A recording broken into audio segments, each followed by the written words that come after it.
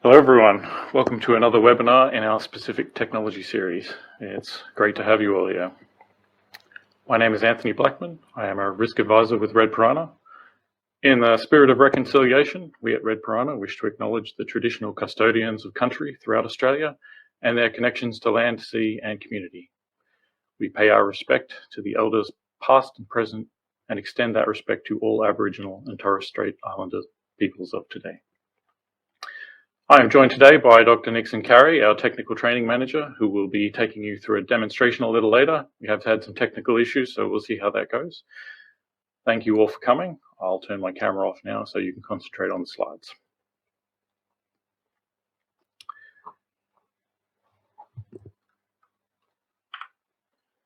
As I'm sure many of you are aware, Red Piranha was founded out of frustration, with the primary goal of helping protect the world from cybersecurity threats by making enterprise-grade security available for every business. Our credentials have been covered comprehensively on previous occasions. However, I would like to also acknowledge the skill and support of the Red Piranha team, who from development to implementation to eyes on glass, ultimately make products and presentations like this one possible.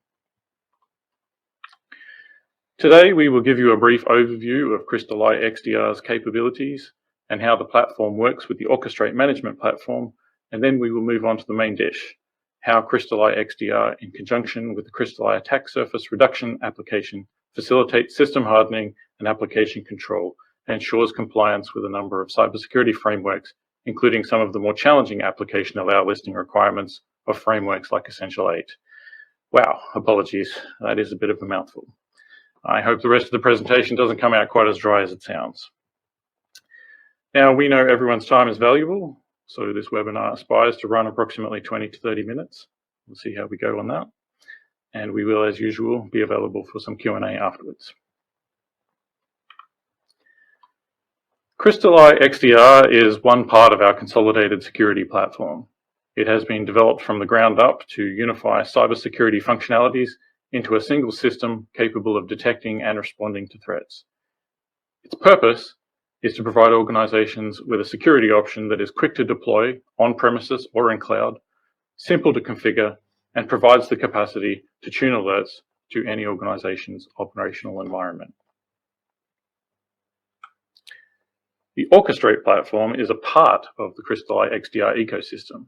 It has been developed to allow Red Piranha partners to monitor in real time Eye XDR metrics from any number of deployments in a centralized management interface. The Orchestrate dashboard brings security operations together to assist in dealing with organizational threats by collecting the data from deployed Eye XDR systems and condensing and presenting that data as easily digested dynamic visualizations. Its purpose is to provide security analysts greater visibility, to decrease threat response time, and to provide threat response leverage to risk advisory and security operations center teams. Attackers only need to find one vulnerable access point. These are words to take extremely seriously. Understanding and managing your organization's attack surface directly reduces risk by lowering the number of opportunities available to automated malware or dedicated attackers. Eye XDR provides significant oversight, condensing large pools of data into more accessible visualizations and highlighting indicators of exposure and indicators of compromise. So what is ASR and why is it important? An attack surface is essentially a list of all the potential points that might be leveraged by an attacker to gain unauthorized influence over or ingress into an environment or system. Within that scope, all devices, applications, or systems that might be vulnerable to exploitation and therefore present a risk to be mitigated. Attack surface reduction, then, is the process of applying controls or strategies to mitigate those risks and protect those points of vulnerability. The benefits are clear: reduce the exploit options available to attackers, close points of ingress, and increase the pain an attacker must experience to leverage access to your precious information assets. A little bit of background. We here at Red Piranha tend to be framework agnostic, preferring instead to analyze from a risk perspective before moving on to controls to mitigate those risks. We are aware, however, that many organizations either desire or are required to be compliant with one or more frameworks, like Essential 8 or the ASDISM. These frameworks in particular were developed for the Microsoft systems dominating the business landscape, and full compliance with them is, at best, a challenging proposition. The Crystal Eye attack surface reduction application was developed to assist organizations in the process of implementing real cybersecurity uplift, and by extension, to facilitate compliance to those security standard frameworks. By deploying the Crystal Eye, installing the CEASR application on endpoints, and syncing to the Crystal Eye, the hardening state of each Windows workstation can be monitored and managed, and then audited from the Crystal Eye. Application control or allow listing can also be enabled and managed, significantly elevating security maturity for what is ultimately a relatively small time investment. So let's move on to some specifics. In the context of CEASR, the goal is to reduce the paths available along which malicious attacks can be performed. CEASR leverages hardening features and other security settings built into Windows 10 Enterprise, and here are some of the system's hardening configuration options available. Many of them map directly to ISM controls. The first and most obvious control setting is attack surface reduction. Introduced in Windows 10 version 1709, the ASR toolset is designed to mitigate the threat of an attacker or automated malware, taking advantage of commonly installed Microsoft applications to perform malicious actions. It should be noted here that to enable ASR, Windows Defender Antivirus must be configured as the primary real-time scanning engine. The endpoint device control setting is designed to mitigate the threat posed by attackers with physical access to a workstation who might attempt to connect unauthorized removable storage devices from which to inject malicious code or to copy sensitive information. Windows Remote Shell Access. Allowing remote execution of scripts and commands poses a clear risk to a device and to the larger network. Disabling this function completely is an excellent solution. As its name suggests, PowerShell is an extraordinarily powerful tool for command line control of almost all configurable aspects of a Windows system. Allowing PowerShell scripts to execute exposes a device to the risk that malicious scripts might be deliberately or unwittingly run by a user, and disabling this functionality is the gold standard in mitigating this risk. There is, however, where PowerShell scripts are an operational requirement, an option to allow only signed scripts, providing a level of assurance that only legitimate, trusted scripts can be executed. Session locking. To respond to yet another threat posed by an attacker with physical access to a workstation, automatic locking of idle sessions reduces the chance that such an attacker can conduct malicious actions that cannot be properly attributed to a user. With onboard wireless, many devices like laptops are capable of operating multiple network interfaces through either an embedded Ethernet interface or port conversion. Where bridging those network interfaces is possible, there is the risk that malicious access to the network might be achieved either deliberately or through unwitting action by a user. Preventing the installation and configuration of network bridging mitigates this risk. When Windows hashes a password that is less than 15 characters, by default it stores both a LAN manager hash and a Windows NT hash. The LM hash is significantly weaker than the NT hash and can be brute forced with relative ease. By implementing the no LM hash policy on all workstations and domain controllers, the risk is mitigated. Designed to make client-server interactions easier and safer by using a common interface and library to handle tasks like security and synchronization, RPC nonetheless presents a security risk where unauthenticated communication is allowed, potentially leading to accidental or malicious disclosure of sensitive information. To mitigate this risk, all RPC clients can be configured to authenticate RPC servers. Displaying file extensions. On the surface, this might not seem particularly important. However, one of my personal interests is the reduction of risk through awareness training and vigilance auditing, and the risk here is clearly linked.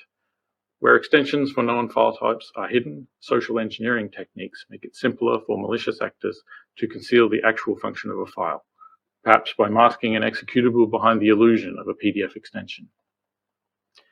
Combined with good cybersecurity awareness training, configuring systems to always display file extensions can reduce the risk of users executing malicious email attachments or being convinced to open a file that would more clearly be dangerous if the extensions were shown. Now, I could go on for quite a while, but time is a constraint, so I will let the list speak for itself.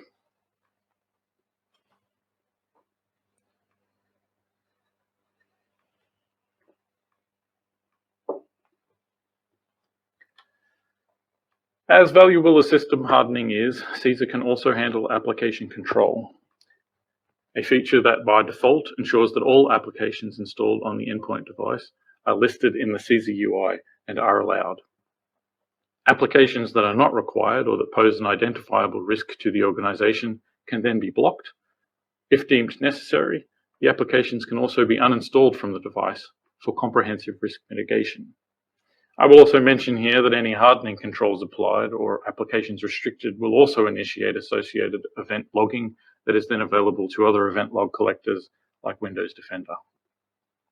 And a special note here, it is strongly, very strongly recommended to test application block rules before using the audit mode feature to ensure that they work as intended before enforcing.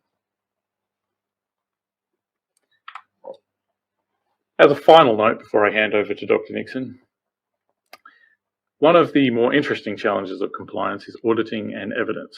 It is not enough to implement a solution or mitigate a risk. There is also the question of how you demonstrate the solution to auditors or external stakeholders and provide assurance that the solution will continue to work. Here is where CEASR really shines.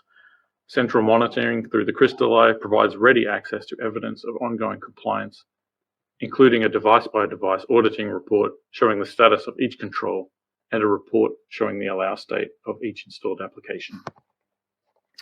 And now I will hand over to Dr. Curry for a demonstration of CEASR in action. Hello everyone, and welcome to this demo on Windows Crystal Eye Attack Surface Reduction app. And as a prerequisite, you will need to install the Crystal Eye Attack Surface Reduction app in your computer to be able to configure or manage anything that you want to. And to be able to do this, you have to log into your Crystal Eye XDR platform. And when you log in, this particular interface is what you get. And on this dashboard, if you look on the left hand side of your dashboard, you will find the compliance controls option. And when you click on compliance control, you will find risk auditing again below that. And under risk auditing, a new window will appear, and you click on the Windows CEASR app. And when you click on this, on the right hand side, you will find the download button, download CEASR app for Windows. And that's where you can download the app and install it before you start using it. So just clicking on that button will download the app, just normal download like any other download. So that should be pretty much fine. So when the download is complete, you double click on it and you should be able to install the app in your computer and ready for use. So we will come back to this window later, but for now, let's assume you have gone through the whole installation process and you're ready to run the app. I will skip that particular part, so you will need to do the installation on your own if you have to practice or do anything with this particular app. So when you do the installation, once you finish the installation, this is what you get as an interface for the CEASR app. Now, one of the things that you probably should note at this point is the tabs on top here: system hardening, configuration, application, allow listing, and then you have the export to CE, and then you have your analytics on this particular side. Now, when you want to do anything, you just have to play around these particular tabs, and you should be good to configure what you want to configure. However, before we do that, I must say that most of the time the CEASR application is bundled together with your Crystal Eye XDR, and that's why it makes it easy to download through the compliance control and risk auditing. So you don't need to really get anything else. Once you become a partner and you're able to log in through the Crystal Eye XDR, you should be able to get this app directly through compliance control and risk auditing. The truth about this is that there are very many regulatory standards and security policies and best practices in the world today. And it is sometimes very hard for an organization to know if they are complying with most of these policies or standards, especially those that relates to security. So to help organizations in this area, Red Piranha Crystal Eye Attack Surface Reduction app was developed to ensure that your devices on the network conform to some of these policies and standards and frameworks as well. Specifically, when we talk about Australia, we are talking about things like the Australian Signals Directories Information Security Manual, that's the ISM. We are also talking about the Essential 8 guidelines and many others, of course, that you will need to comply with.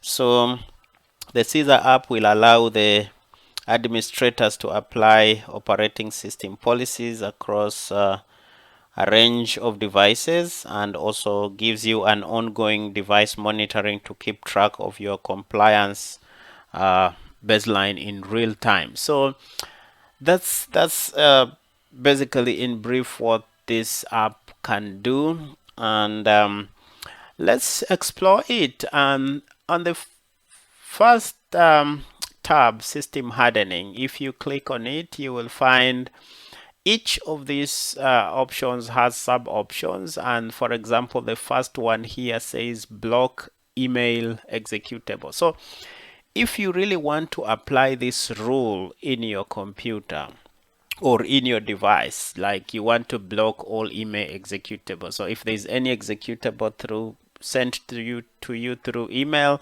and you don't want that to do anything, you just apply this rule.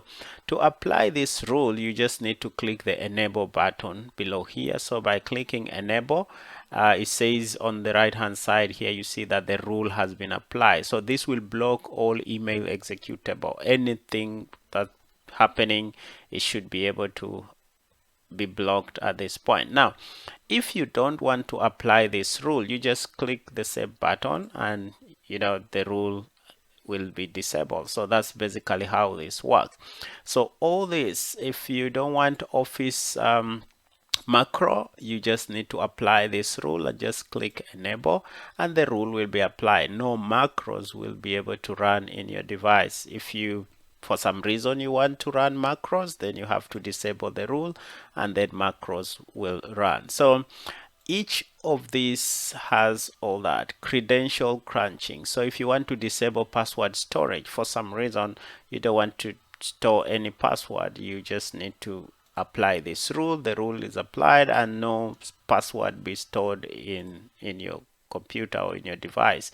And the same applies for elevating privileges. If you don't want to allow any installation, or you want to detect any installation, so this rule has already been applied. So for some reason, if you don't want it, then you disable that. So there are some that are enabled by default in this app, but you can review and enable and disable depending on your security policies. So credential entry, if you want interactive logon, hide names or last interactive of the user, password reveal button. So all this, if you want to enable or disable, you just need to apply this rule, and it will be applied or disable, and that's basically it. So you can do all this all the way. PowerShell, if you want to turn on script execution, or maybe if you don't want to, script blocking. So all that can be applied here. Remote assistance, if you want to, offer remote assistance or not.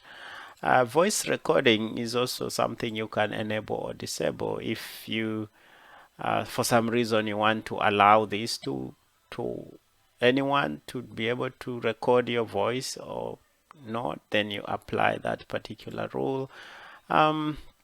Quite a lot anyway, so you just need to go through all these and see what you want and what you don't want, including command prompt. So access to command prompt, if you don't want anyone to access the command prompt and you apply this rule, for example, so if you try to run a command prompt at this point just after applying that rules, it should be able to not allow at this point. Not sure why this one is still showing this, but usually it should be able to show you that that rule has been applied and you cannot access the command prompt. So you can enable and disable. So basically that's how it works. Direct memory access, same way. Hiding drive encryption, installing applications if you don't want to install any applications, so you can do the same. All the way to power management. So system configuration can be done all here. Now the same applies to application whitelisting. You have a list of applications in this computer and you can enable or disable based on this. So for example, if you don't want like Microsoft Edge updates, so this one is whitelisted already, but if you don't want that, you just need to click on that. Now, one thing I should say here about this type of pop-ups is that when you look at the installation location here, it says not available. Now, this is different. When you click on Microsoft Edge, for example, and look at the installation path or installation location, this one is available. When you click on whitelisting, there's no pop-up for this one. But when you have an application like maybe let's say this one, which does not have an installation location and you want to whitelist, when you click on that, it will give you this pop-up. So the application installation path is hidden. So you need to enter this. So for some reason, if you have applications with this kind of a feature, you have to enter the installation path manually here. Now, for this particular case, if you look at this one here, you'll find the uninstallation location most of the time is similar to that installation location, except that here is uninstall, but the opposite would be the notepad path. So you can use that similar path. I'll just copy that path here to make work easier. So if I copy this path manually and I put this here and I click OK, so you realize the path is similar to the uninstall command C program notepad++, except the last part. Instead of an install, we put the notepad++, and then you click OK. And then once you do that, you have to allow this, activate this. So when you click now, this policy is deployed successfully. Please restart your computer. So we won't do that for now, but when you restart the computer, this rule will apply. So that means this notepad++ has now been deactivated, or rather not whitelisted, so you cannot run it in this particular compute. So that's basically how it works. And you can do that with all these apps. So the same thing here, you see there is no available location for that. So when you try to do the whitelisting, it will ask for that. So you have to enter that manually. It's different for those that have an installation location. They won't ask for that. So it's something you need to take note of when doing whitelisting. Now, the third one is exporting to your CE. Now, in this particular case, when you do the configuration for this particular computer, what happens is you would want to export data from this computer into your CE environment. Now, we have to go back to the CE, and this is where I said I'll come back here. You look at this window, and it says here server, host name or IP and port. Very important. It also asks for communication key. Now, when you come back here, you find that you need the IP address for this Crystal Eye XDR platform.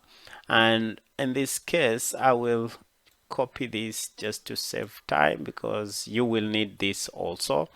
And you have to go back to the CEASR app and you have to put that IP address here. So you need to put the IP address and the port number and the communication key. Again, you have to go back to your Crystal Eye XDR. There is a communication key here under the same place: compliance control, risk auditing, Windows CEASR, and then there's communication key. You need this communication key to link your computer or to link your device to Crystal Eye. So when you go back here, you need to enter that particular key here. You can select the intervals of synchronization if you want to do every 1 minute, every 5 minutes. By default, it's set to 5, but if you want to make it 10, 30, or even 1. But 5 minutes is okay to do the synchronization after every 5 minutes. So you just click sync stroke export, and then this will start synchronizing your device, and it shows here Crystal Eye synchronized at this time, this date, and all that information. So what happens in this case is that data based on this configuration should be sent to Crystal Eye, so that when you're in your Crystal Eye window, you should be able to see that device. For some reason, it's not giving me that option here, but it should appear here: the device name, the IP address, the interface, and the device name. So maybe I'll show you an example of how that should appear when you're using this particular app. This is how you should see it. I'll just go straight to show you an example of how that should look like so that you have an idea. Yeah, so when you do the synchronization, this is how it should appear under Windows CEASR app. Your device MAC address, your IP address, the name, the LAN type, it's a desktop or laptop, and you should be able to view a report from here. That's when the whole synchronization happens. So the communication key is important for this kind of synchronization here. And once this happens, when you click on view audit report, you're able to see more information here based on these particular options that you have: attack surface, credential. All this is visible from the Crystal Eye. So you have attack surface here, credential cache, everything should be visible. So you don't have to move to and fro. Just in one platform, you're able to see all that. And of course, your host name, MAC address, the time that you did the synchronization, you should be able to see that. Now, whatever is enabled or disabled should appear on this side. So false, it's either false or true. True means the rule has been applied. False means the rule has not been applied. So you should be able to see the difference between that. So block office execution, once you apply, it changes this to true. So through this interface, you should be able to see what you have configured and what you have not configured. So basically, that's how that particular one works. Now, so that's the same for application whitelisting, and then the export to your CE, which I have already shown you that. And then the analytics basically shows you what you have at applications that have been disabled or enabled. So remember, we disabled the Notepad++, but we need to restart the computer for this analytics to show here. And the rules shows how much we have done here. So this one shows 27. For example, if you go back here on attack surface reduction and block this executable and click enable, and the rule is applied. If you go to analytics, it should change to 28 as a result of that. But of course, remember, you have to restart the computer for some of this to reflect here. So that's the whole idea. So you'll be able to know how many rules you have applied and how many applications you have disabled, and that all should be visible from your Crystal Eye interface here, and you are able to manage all this without any problem. So in brief, that's how this app works. And yeah, if you have any question or anything that you would want more clarification, feel free to ask or send an email, or whichever way, just find a way to get in touch and we will be able to give you more information about that. Thank you so much, and hopefully that was easy or help you to understand a few things about the CEASR app as well. Thank you.